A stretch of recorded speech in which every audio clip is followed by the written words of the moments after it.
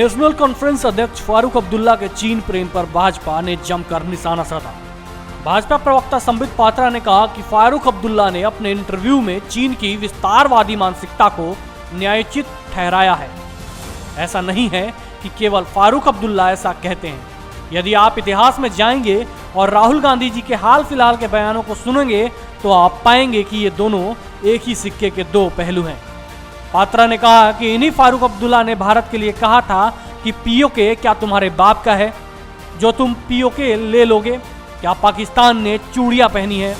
यह भी याद करिए, ये वही राहुल गांधी हैं जिन्होंने एक हफ्ते पहले कहा था कि प्रधानमंत्री कायर है, प्रधानमंत्री छुपा हुआ है, डरा हुआ है। याद करिए, सर्जिकल स्ट्राइक और एयर स्ट्राइक पर सवाल उठाकर राहुल गांधी पाकिस्तान में हीरो बने थे। आज फारूक अब्दुल्ला चीन में हीरो बने हैं। असल में पाकिस्तान और चीन को लेकर जिस प्रकार की नरमी और भारत को लेकर जिस प्रकार की बेशर्मी इनके मन में है, यह ढेर सारे सवाल खड़े करती है। भाजपा प्रवक्ता ने फारूक अब्दुल्ला के पूर्व के एक और बयान का उल्लेख किया है। उन्होंने कहा कि 24 सितंबर को फारूक अब्दुल्ला ने कहा था कि आप यदि जम्मू कश्मीर में जाकर लोगों से पूछेंगे कि क्या वह भारतीय हैं, तो लोग कहेंगे कि नहीं, हम भारतीय नहीं हैं।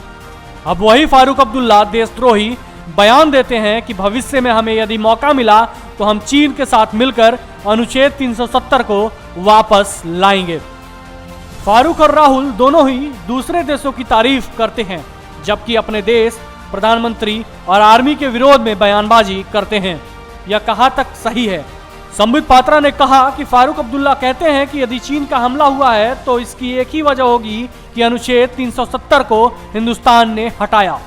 फारूक अब्दुल्ला का यह कहना कि अच्छा होगा यदि हम चीन के साथ मिल जाएं।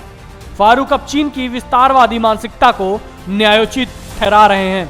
क्या ये देश विरोधी बातें नहीं हैं? देश की संप्रभुता पर सवाल उठाना, देश की स्वतंत्रता पर प्रश्न चिन्ह लगाना क्या एक सांसद को शोभा देता है?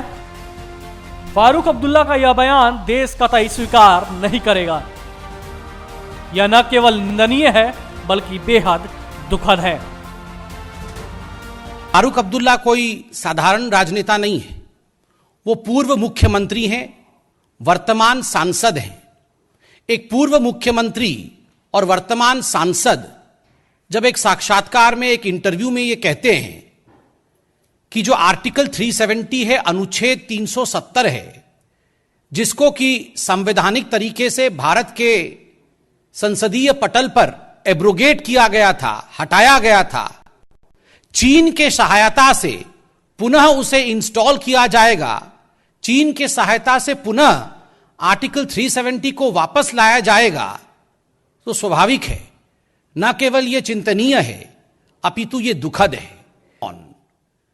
एक तरह से फारूक अब्दुल्ला अपने इस इंटरव्यू में न्यायोचित ठहराते हैं चीन के इस विस्तारवादी मानसिकता को, और दूसरी ओर उससे भी बढ़कर एक तरह से एक देशद्रोही कमेंट करते हैं और कहते हैं भविष्य में चीन के साथ मिलकर अगर हमें यह मौका मिलेगा तो हम अनुच्छेद 370 वापस लाएंगे।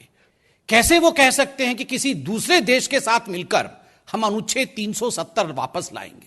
अनुच्छेद 370 का हटाना, इसको लेकर एक डेमोक्रेटिक कंट्री में, एक लोकतांत्रिक देश में आपके मन में किसी प्रकार का रिजर्वेशन है, आप उसके खिलाफ कहना चाहते हैं, आप स्वतंत्र हैं।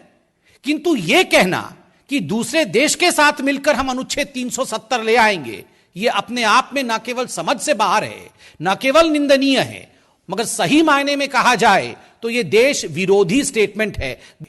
आपको याद होगा, फारूक अब्दुल्ला जी ने 24 सितंबर, अभी चंद महीनों पहले यह कहा था कि अगर आप जम्मू कश्मीर में जाके लोगों से पूछेंगे कि क्या वो भारतीय हैं, तो लोग कहेंगे नहीं, हम भारतीय नहीं हैं, हम भारत में रहना भी नहीं चाहते हैं। और दुखद विषय था कि उसी स्टेटमेंट में 24 सितंबर को फारूक अब्दुल्ला ने यह भी कहा था कि अच्छा होगा अगर हम चीन के साथ मिल जाएं।